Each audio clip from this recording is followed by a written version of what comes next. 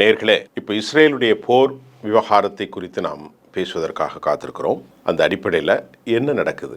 ஆனால் ஒரு விஷயம் தெளிவாயிற்று. சமாதானத்துக்கான பேச்சுவார்த்தைகள் எந்த வழியிலும் இடம் இல்லை என்பது உறுதியாக இருக்கிறது. நேற்று இரவு வரைக்கும் கிடைத்த தகவல்களை நாம் இப்பொழுது பார்க்க போகிறோம். ஏற்கனவே நான் சொல்லியிருந்த மாதிரி இஸ்ரேலில் வாழக்கூடிய 69 விழுக்காடுக்கு மேற்பட்ட மக்கள், 70% மேற்பட்ட மக்கள் காசாவிலும் லெபனானிலும் சீஸ்ஃபயர் போர் நிறுத்தம் வேண்டும், முக்கியமாக ஒரு கெப்டிவ்ஸை பிணை கைதிகளை விடுதலை செய்யக்கூடிய நடவடிக்கைகளை ஒரு ட்ரூஸ் வேணுங்கிறதுல மக்கள் ரொம்ப ரொம்ப ஆர்வமாக யூத மக்கள் இருக்கிறார்கள். நான் தான் சொன்னேன், மக்களுக்கும் இடையே எந்த வெறுப்பும் கிடையாது. பலஸ்தீனத்தில் வாழும் பலஸ்தீன மக்களும் சரி, லெபனான் வாழக்கூடிய லெபனீஸும் சரி, யூத மக்களாகிய அவர்களும் சரி, ஒரு சமாதானத்தோடு வாழ்வதற்குத்தான் இந்த 3 ரீஜனில் உள்ள மக்களும் விரும்புவார்கள். இதுதான் மனிதனுடைய யதார்த்தம். அதே சமயம் இஸ்ரேலில் வாழக்கூடிய ஒரு 20% கடும் போக்குவாத சொசைட்டி, அவங்க என்ன சொல்கிறாங்கன்னா, சமாதானம் தேவையில்லை. இதை நான் ஏற்கனவே சொன்னேன். எந்த அறிவும் இல்லாத 7% மக்கள், அவர்களுக்கு எந்த புரிதலும் இல்லை. நேற்று நடந்த, இதற்கு முன்பு நடந்த போரில் காசாவில் மிகப்பெரிய உயிரிழப்பை இஸ்ரேல் இராணுவம் சந்தித்து வருவது, குறிப்பாக மெக்காவா வெர்ஷன் 4 பல முனைகளிலிருந்து அவர்கள் வீசக்கூடிய டிசைசிவ் அட்டாக், ஆர்பிஜி செல், அதாவது ராக்கெட் ப்ரொஃபைல்டு கன், இதன் மூலமாக தாக்குதல்கள் மூலம் படுகொலைகள் செய்யப்படுகிறது. 2வது ஆம்புஷ் தாக்குதல். இந்த ஆம்புஷ் தாக்குதல் சக்ஸஸாக இருந்தது எங்கன்னு சொன்னோன்னா லெபனானில் மிக ஆம்புஷ். ஏன்னா அந்த மண் வளம், அந்த மலை வளங்கள், இயற்கை, அவர்களை என்ன செய்கிறாங்க, ஒரு லெபனீஸில் ஒரு பகுதியில் உள்ள அனுப்பி மலைகளுக்கூடாக, மலைகளுக்கு மேலிருந்து தாக்குகிறார்கள். அவர்கள் மலைகளை விட்டு மறைந்து போகிறார்கள். பின்புறமாக இருக்கக்கூடியவற்றில் பங்கரா அல்லது டெனால் அமைத்து அவர்கள் எந்த கிராமத்திற்குள்ளே செல்கிறார்கள் அந்த முனையில் சரியான ஆம்புஷ் தாக்குதல்களை அவர்கள் நடத்துகிறார்கள்.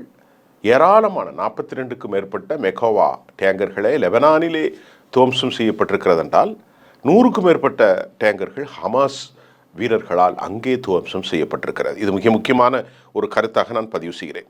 இப்பொழுது நடந்து கொண்டிருக்கக்கூடிய போரில் மிக முக்கியமான இஸ்ரேலுக்கு தோல்வியை தருகக்கூடிய ஒரு சூழல் இருப்பதாக CNN கருத்து வந்திருக்கிறது. இந்த கருத்து சில நாட்களுக்கு முன்பே வெளியான கருத்து. அந்த கருத்து இப்பொழுது வலிமைப்படுத்தப்பட்டிருக்கிறது, உறுதிப்படுத்தப்பட்டிருக்கிறது. 2-3 வாரத்திற்கு முன்பு ஏற்பட்ட அந்த கருத்து இப்பொழுது உறுதிப்படுத்தப்பட்டிருக்கிறது. என்னென்னு கேட்டால், இஸ்ரேலில் இந்த அனைத்து படை பிரிவுகளையும் அவர்கள் பயன்படுத்தி விட்டார்கள். இதற்கு மேல் அவர்களுக்கு படை பிரிவுகளோ சாதனங்களோ இல்லை. 2 விவகாரங்களில் அவர்கள் வெற்றி பெற்றிருக்கிறார்கள். ஒன்று, படுகொலைகளை, கூட்டுப்படுகொலைகளை, ஒரு எத்னிக் கிளீன்சிங் சொல்லக்கூடிய இனப்படுகொலைகளை, இன சுத்திகரிப்பு, அதை அவங்க வெற்றிகரமாக இன்றும் செய்து கொண்டிருக்கிறார்கள். அதன் விளைவுதான் 43,000க்கும் மேற்பட்ட மக்கள் இன அழிப்பு செய்யப்பட்டார்கள். லட்சத்திற்கும் மேற்பட்ட மக்கள் முடங்களாக, அதாவது வாழ்வில் அவர்கள் எந்த ஒரு வேலையும் செய்ய முடியாத அளவிற்கு ஏதாவது ஒரு விதத்திலே கண்கள் போய், காது போய், கால் போய், உடலுடைய ஒரு பகுதி இழந்து, அப்படிப்பட்ட ஒரு சூழலுக்கு அவர்களால் தள்ளப்பட்டிருக்கிறார்கள்.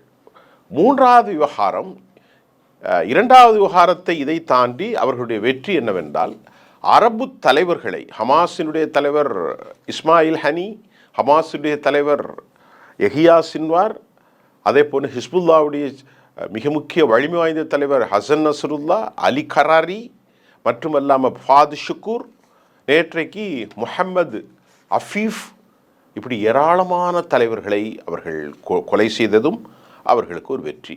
இதுதான் அவர்களுடைய வெற்றி. இப்படிப்பட்ட வெற்றியின் நூடாக இந்த வெற்றியெல்லாம் போதுமா?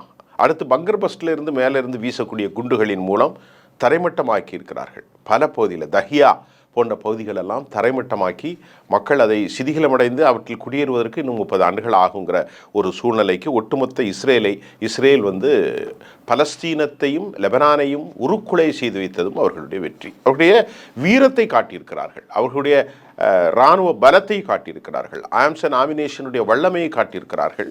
அமெரிக்காவினுடைய மோனிஷ், அதாவது குண்டுகளை பங்கர் பஸ்டுகளை எல்லாம் F-15-16 மூலமும் காட்டியிருக்கிறார்கள். இரண்டாவது ஒரு விவகாரம் என்னவென்றால் தரைவழி போக்குவரத்தில் மிகப்பெரிய நஷ்டத்தில் அவர்கள் இருப்பதாக செய்தி வருகிறது. காரணம், அவசர கால கதியில் 10,000 வீரர்கள் தேவைப்படும் சூழலில் இஸ்ரேலில் ஏற்கனவே 3 லட்சத்திற்கு மேற்பட்ட அதாவது ரிசர்வ்டு ஆர்மி, அதாவது அவர்கள் இராணுவ வீரர்கள் அல்ல, ஆனால் அவர்கள் போருக்கு செல்ல தயாராக இல்லை. அதிலும் 40 வயதிற்கு மேற்பட்டவர்கள் இராணுவத்தில் அங்கு உள்ள சட்டத்திட்டத்தின்படி தொடர்பயணம் ஆட்ட முடியாது. அவர்களும் தற்போது திரும்பி இருக்கிறார்கள்.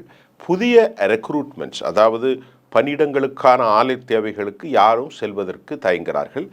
இது இஸ்ரேலுக்கு பெரும் பின்னடைவை ஏற்படுத்தியிருக்கிறது. இன்று நான் அமர்ந்து இப்பொழுது பேசும்போது ஹமாஸ் ஒரு துல்லியமான தாக்குதலை, கடந்த காலங்களில் செய்யாத தாக்குதலை ஆர்பிஜி செல்களின் மூலமாக அது மட்டும் இல்லாமல் மிசைல்ஸ் தாக்குதலையும் நடத்துகிறார்கள் என்று செய்தி வருகிறது.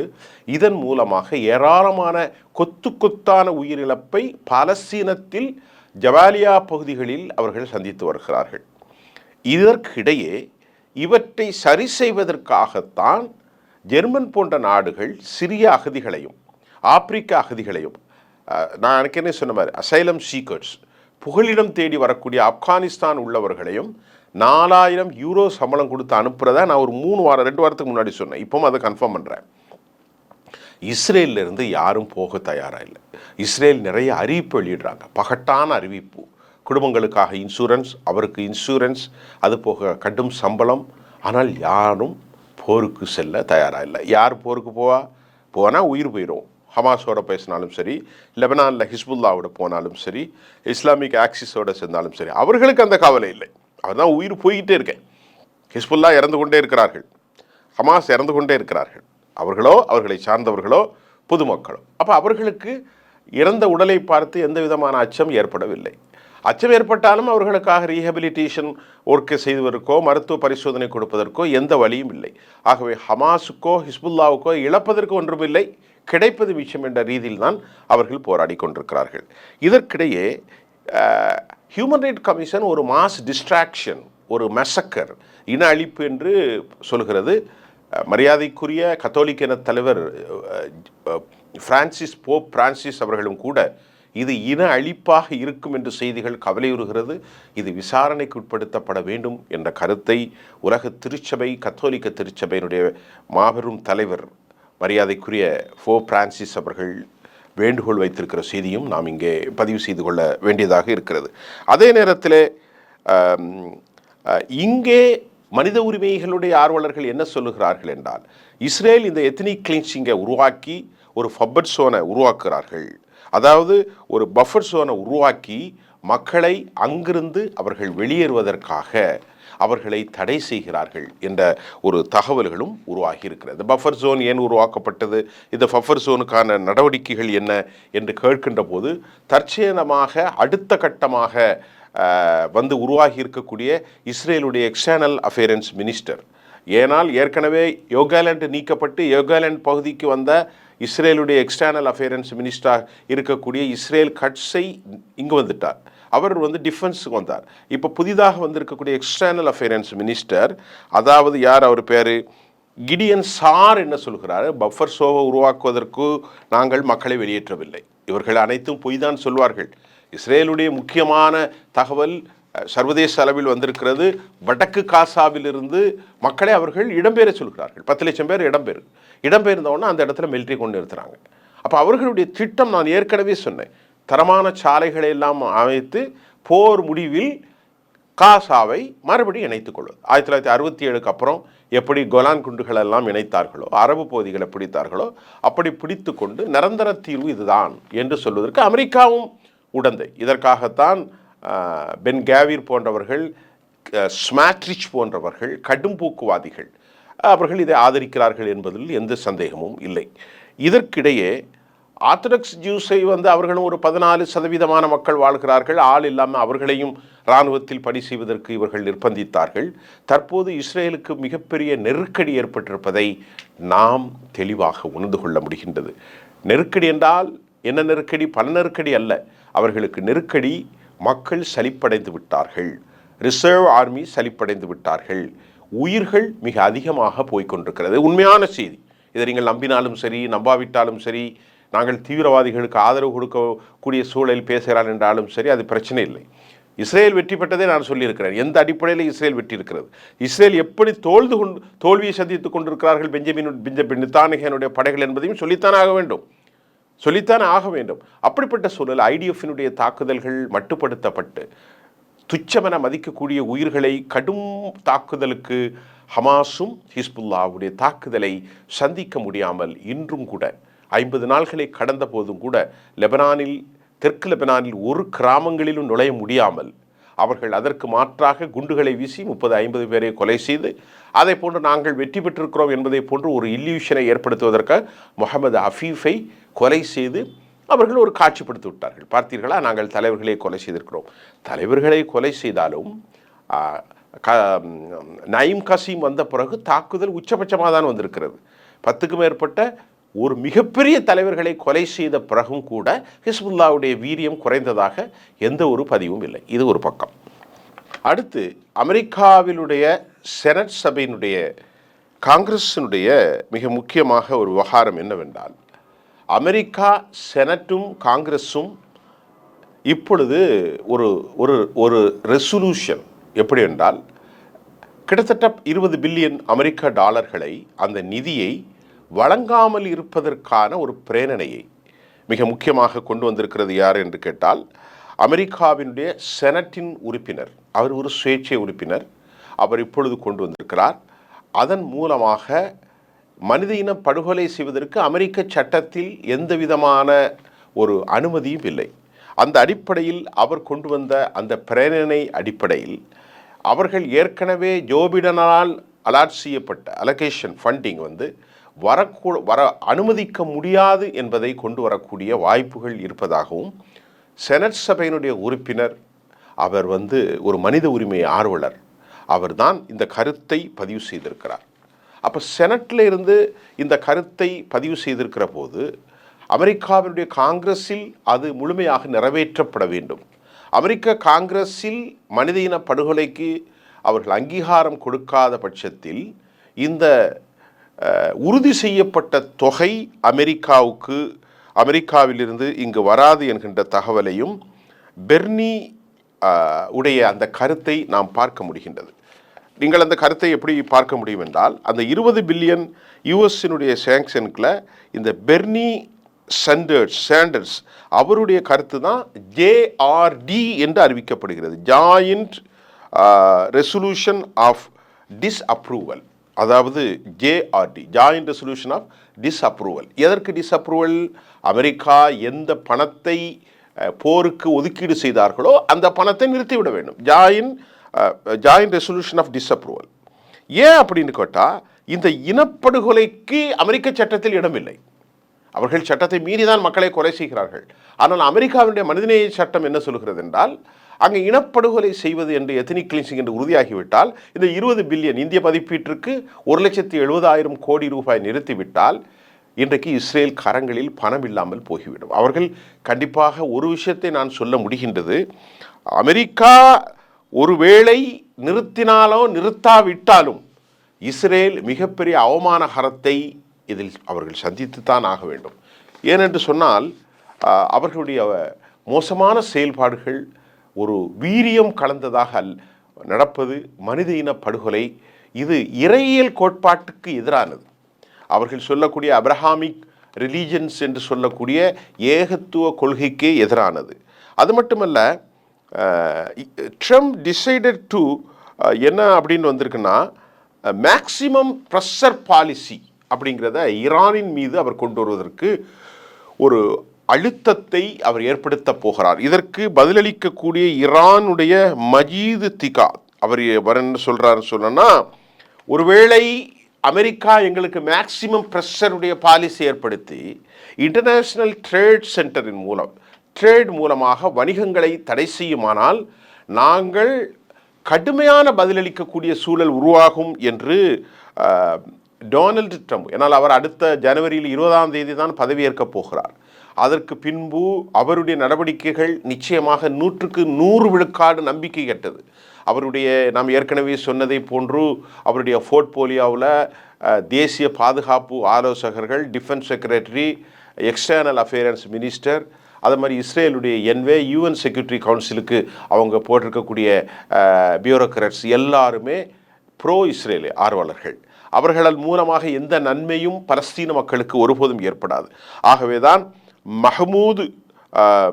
மஹ்மூது நபியன் அவர் என்ன சொல்கிறாருக்குன்னா, மஹ்மூது நபியனை விட அங்கே உள்ள ஒரு முக்கியமாக ஒரு விவகாரம் என்னன்னா, அமெரிக்கா எங்களை மேக்சிமம் ப்ரெஷர் கொடுத்தால் நாங்கள் எந்த எல்லைக்கும் போவோம் என்பதை அவர்கள் அறிவித்து விட்டார்கள். இரண்டாவது, இந்த போர் எஸ்கலேட் ஆகிறதுக்கான வாய்ப்பை தெளிவுபடுத்திட்டு சமாதானமான தூதை இல்லை. மூன்றாவது, கடைசியாக மஹ்மூது நபியன் என்ன சொல்கிறாருன்னா, எங்களுக்கென்று இஸ்லாமிக் குர்ஆன் அடிப்படையில் சில சட்டத்திட்டங்கள் வழிமுறைகள் இருக்கிறது என்று சொல்கிறார். நேற்று அவர் அறிவித்திருக்கிறார். என்ன அறிவித்திருக்கிறார்னா, நாங்கள் மனித உயிர்களை பலி செய்வதற்கு, அதாவது சம்பந்தமில்லாத மக்களை பழி வாங்குவதற்கு எங்களிடத்தில் குர்ஆனுடைய வழிகாட்டுதலின் அடிப்படையில் எங்களுக்கு ஒன்றும் இல்லை. ஆனால் என்ன என்று கேட்டால், அணு ஆயுத தளவாடங்கள், நியூக்ளியர் வெப்பன்ஸை நாங்கள் பயன்படுத்தினால் மக்கள் படுகொலை செய்யப்பட்டு விடுவார்கள். இது பொதுமக்களை கொலை செய்வதற்கு இஸ்லாம் எங்களுக்கு குர்ஆன் அடிப்படையில் அனுமதிக்கவில்லை. யார் சொல்கிறா? மஹ்மூது நபவியான். எங்களுக்கான ஒரு ரெட் லைன், ஒரு சிவப்பு கோடு இருக்கிறது. அது குர்ஆனுடைய அட்வைஸின் அடிப்படையிலே தான் இருக்கும். அதை நீங்கள் புரிந்து கொள்ள வேண்டும். அதை தாண்டி எக்யூப்மெண்ட்ஸ் அடிப்படையில் நாங்கள் யாரையெல்லாம் கண்காணிக்க வேண்டுமோ அவர்களை கண்காணிப்போம், தாக்குதல் நடத்துவதற்குரிய வல்லமை இருக்கிறது என்று ஒரு செய்தியை சொல்லியிருக்கிறார். இங்கே ஏன் குர்ஆனுடைய அட்வைஸை ஈரானுடைய ஷியா பிரிவு இங்கே கோட் பண்ணணும் அப்படின்னு பார்த்தா, சர்வதேச அளவில் பெரும் படுகொலைகளை நடத்திவிடக்கூடிய கடைசி வார்ஹெட்ஸில் இந்த மாதிரியான மோனிட்ஸ் குண்டுகளை வைத்து தாக்குதல் நடத்திவிட்டால் பெரும் பேரழிவு வருகின்ற அச்சத்தை தான் நிவர்த்தி செய்கிறார். எங்களுக்கு குர்ஆனுடைய அட்வைஸ் இருக்குது, நாங்கள் அதை ஃபாலோ பண்ணுவோம். We should follow the rules and regulation of sharia and Quran என்கிறத he made a clear statement to international community. ஒட்டுமொத்த சர்வதேச செய்தியை சொல்லியிருக்கிறார். இரண்டாவதாக பார்க்கிறது, இங்கே முக்கியமாக இஸ்ரேல் தோல்வியை நோக்கித்தான் செல்லும். இப்போ இந்த விஷயத்தெல்லாம் நான் ஒரு செய்தியாக சொல்லிவிட்டேன். நிறைவாக சொல்லக்கூடிய கருத்து என்னவென்றால் வேறு ஒன்றுமல்ல, இஸ்ரேல் மனித இன படுகொலையை அமெரிக்காவினுடைய பணத்தின் மூலமாகவும் அமெரிக்காவினுடைய வல்லமையின் மூலமாகவும் அவர்கள் செய்து கொண்டிருக்கிறார்கள். அவர்கள் நேசிக்கக்கூடிய பைபிளிலோ அல்லது வேதாந்த சித்தாந்தங்களிலோ எந்த விதமான வழிகாட்டுதலும் காட்டவில்லை. எல்லா இடத்திலும் மன்னிப்பை தான் பைபிள் போதிக்கிறது. மனித உயிர்களை கொலை செய்வதற்கு ஏதாவது ஒரு வசனத்தை கூட அவர்களால் காட்டிவிட முடியாது. அப்படி இருக்கின்ற போது தீவிரவாதம் என்று சொல்லிக்கொண்டு சட்டப்படி அங்கீகரிக்கப்பட்ட தீவிரவாதத்தை அமெரிக்காவின் முழு ஆதரவோடு இஸ்ரேல் செய்து கொண்டிருக்கிறது. இன்றைக்கு அமெரிக்கா ஒரு பில்லியனை நிறுத்திட்டாலே இஸ்ரேலுக்கு ஒன்றுமே இருக்காது. அங்கிருந்து வெடிகுண்டுகள், பங்கர் பஸ்டர் குண்டுகள், அதாவது ஆர்பிஜி செல்கள், மெக்கோவா வெர்ஷனுக்கு மாற்றாக வேறு விதங்கள், ரேடார்ஸுகள், அதை மாதிரி தாட் சிஸ்டங்கள், அயன்டோம், அதை மாதிரி டேவிட் சில்லிங், அதை பண்ணி ஏரோ சிஸ்டத்திற்கு மாற்றாக ப்ரோக்சி எல்லாம் நிறுத்திவிட்டால் இஸ்ரேல் என்கின்ற நாடு ஒன்றுமே இல்லை. அதை செய்யாமல் மக்களை படுகொலை செய்து தங்களுடைய ஆதிக்கத்தை நிலைப்படுத்த நினைப்பவர்கள் எப்படி வெற்றி பெறுவார்கள்? உங்களுடைய மனசாட்சிக்கான கேள்வி. நீங்கள் நாடு பிடிப்பதற்கு உங்களுக்கு உரிமை இல்லை. அது ஆக்கிரமிக்கப்பட்ட ஒரு செட்லர்ஸ் கிட்டத்தட்ட 9 லட்சம் பேருக்கு மேல் உங்கள் பகுதியிலிருந்து 7 லட்சம் பேர் இடம்பெயர்ந்திருக்கிறார்கள். அவர்களை மீண்டும் கொண்டு நீங்கள் வைக்கவே முடியாது என்ற தகவலை ஹிஸ்புல்லா அறிவித்துட்டார்கள். கடைசி மனிதன் இருக்கும் வரைக்கும் நாங்கள் போராடுவோம் என்று. ஈரான் ஒரு பெரிய நாடு. ஈரான் என்றால் ஈரான் மட்டுமல்ல, அவர்களுக்கு பின்னால் பல தேசங்கள், பல நாடுகள் இருக்கிறது. இப்படிப்பட்ட சூழ்நிலையில் இஸ்ரேல் தவிக்கிறது. பணம் ஒரு பக்கம், நான் சொன்ன மாதிரி இந்த பாலிசியில் அவர்களுக்கு பணம் வராமலும் போய்விடலாம். அப்படிப்பட்ட ஒரு சூழ்நிலையில் ஆட்கள் பற்றாக்குறை இன்னும் குறையும். இனி 10,000 20,000 ஆகும். அவருடைய பற்றாக்குறை இன்றைக்கு 7,000 to 10,000, இனி 10,000 to 15,000, 15,000 to 20,000 ஆகும்போது உயிர் பலி ஏற்படுகின்ற போது ஒன்று மட்டும் உறுதியாக சொல்கிறேன், இந்த போர் முடிவில் மக்களின் தியாகங்கள் மட்டுமே வெற்றி பெறும். அது ரெண்டு பக்கமும் இருக்குது. இஸ்ரேல் மக்களுடைய உயிர்களும் ஒன்றுதான், பலஸ்தீன மக்களுடைய உயிர்களும் ஒன்றுதான். இந்த உயிர்கள் என்பது மற்றவர்களுக்கு சாதி ரீதியாகவும் மத ரீதியாகவும் இருக்கும். ஆனால் மனித உரிமையை பேணுகிற எந்த மனிதனுக்கும் உயிர்களுக்கு சாதியும் இல்லை, உயிர்களுக்கு இனமும் இல்லை, மொழியும் இல்லை, மதமும் இல்லை. ஆகவேதான் இறுதியாக வெற்றி பெறப்போவது சத்தியம் மட்டும்தான். அது பொறுத்திருந்து பார்ப்போம். தற்போது அவர்களுக்கு ஆயுத பற்றாக்குறை 1, அடுத்து இராணுவ வீரர்கள் பற்றாக்குறை 2, உள்நாட்டு பெஞ்சமின் நெத்தன்யாவுக்கு எதிராக கிளர்ச்சி 1, 3, நாட்டில் ஏற்படக்கூடிய பெரிய ரெவல்யூஷன், அதாவது புரட்சி ஆரம்பிக்க போகிறதின் வித்தியாசமாகத்தான் யூதர்களே பெஞ்சமின் நெத்தன்யாகு வீட்டை அடித்து துவம்சம் செய்து ஏவுகணை குண்டுகளை வீசியிருக்கிறார்கள். இதன் மூலமாக 3 யூதர்கள் அவர்கள் கைது செய்யப்பட்டிருக்கிறார்கள். ஆக இந்த விவகாரத்தில் தற்போது ஹமாஸுடைய கை ஓங்கியிருக்கிறது. துல்லியமான தாக்குதலை புதிய ராட்சசமான அவர்கள் ஓன் தயாரிப்பின் மூலமாக தாக்கி கொண்டிருக்கிறார்கள். மெக்கோவா வெர்ஷன் 4 முழுமையாக செயலிழந்து விட்டது. பல இடங்களில் துண்டு துண்டாக ஆக்கப்பட்டிருக்கிறது. இதுதான் தற்போதைய நிலை. அதே போன்று அமெரிக்காவிலிருந்து பணம் அனுப்ப முடியாத சூழல் உருவாகப் போகின்றது. அதோடு உக்ரைனுடைய போருடைய தாக்கமும் இங்கே இணைந்துதான் செயல்படுகிறது. உலகம் அமைதியற்ற சூழ்நிலையில் அடுத்த கட்டத்தை நோக்கி நான் உங்களை நாளை மறுநாள் சந்திக்கின்றேன். நன்றி.